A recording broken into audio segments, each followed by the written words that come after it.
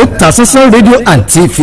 Oríṣiríṣi àwọn èèyàn ò ní wọ́n ti ránṣẹ́ ìbánikẹ́dùn sí gbogbo ẹbí olóògbé ọmọ ọba Abdulfatai Adebayo Adeyemi tí í ṣe ọmọ bíbí Aláàfin Ọ̀yọ́ tó gbéṣẹ̀ ọba LamidiAdeyemi kẹta nílùú Ọ̀yọ́. Lára àwọn èèyàn kànrìnkànrìn, àwọn èèyàn ńláńlá tí wọ́n ti ránṣẹ́ ìbánikẹ́dùn náà láti rí ọ̀nàrẹ́bù Lanre Oladeebo tó ń ṣojú ẹkùn ìdìbò àpapọ̀ ìrèwọlé ayédáadé àti ìṣọ̀kan nílé ìgbìmọ̀ aṣojú-ṣòfin làbújá, tó jẹ́ ọ̀rẹ́ tímọ́tímọ́ olóògbé ọmọọba Abdulfatai Adebayo Adeyemi. Gẹ́gẹ́ bí àtẹ̀jáde tí ọ̀nàrẹ́bù tó fi síta, ọ̀nàrẹ́bù ní ọ̀rẹ́ àti bíi 30 ọdún ní òun pẹ̀lú ọmọọba Adébáyọ̀ tó dolóògbé, tó sì jẹ́ wípé gbogbo ọdún tí àwọn jọ lò papọ̀ gẹ́gẹ́ bí ọ̀rẹ́ ni èyí tó jẹ́ wípé kò ṣeé gbàgbé bọ̀rọ̀ fún ọ̀pọ̀lọpọ̀ àjọṣe, àjọsọ, àjọjẹ, àjọmu àti ìmọ̀ràn tó mú ìtẹ̀síwájú bá àwọn méjèèjì.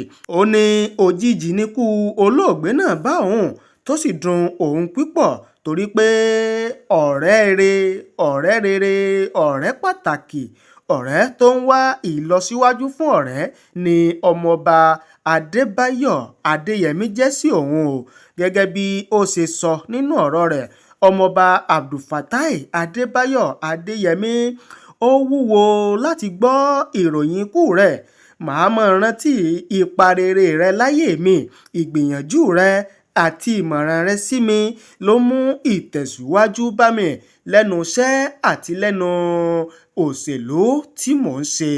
Títí láéláé ni màá mọ̀ rántí àjọṣepọ̀ wa gẹ́gẹ́ bí ọ̀rẹ́ lọ́kàn àyà mi. Bí mo ṣe ń dárò rẹ pé ó dìgbà ó ṣe o, ó dojú àlá, ó tún di ayé míì. Ó jagunjagun títì, ó gbìyànjú pípọ̀ ṣùgbọ́n ikú kò jẹ́ kó jẹ pípọ̀ nínú iṣẹ́ tó ṣe sílẹ̀.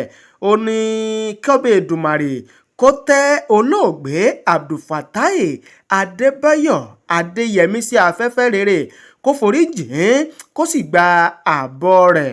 Ó wá gbàdúrà fún gbogbo ẹbí, ọmọ, ẹbí, ará, ọ̀rẹ́, ìyàwó tí olóògbé náà fi sílẹ̀.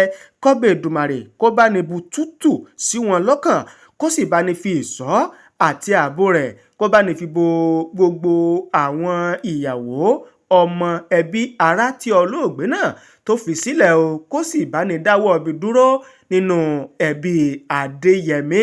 Bákan náà ló wá tún lo gómìnà ìpínlẹ̀ Ọ̀ṣun ìyẹn Adémọ́lá Adélékè lọ́gọ̀ ẹnu nípa bí ó ṣe ń bóun dárò ẹni òun, ọ̀rẹ́ òun pàtàkì tó dolóògbé náà o. Ó dúpẹ́ lọ́wọ́ gómìnà àti gbogbo àwọn èèyàn ní ìjọba ìbílẹ̀ ìrèwọlé, ìjọba ìbílẹ̀ ìṣọ̀kan, ìjọba ìbílẹ̀ ayédáadé tó fi mọ́ gbogbo ìpínlẹ̀ Ọ̀ṣun nípa bí wọ́n ṣe ń bóun dárò ẹni òun tó lọ o, ìyẹn ọmọọba Abdulfatai Adebayo Adeyemi tó dolóògbé, gẹ́gẹ́ bí àtẹ̀jáde tí ọ̀nàrẹ́bù Lanre Oladeebo tó fi síta.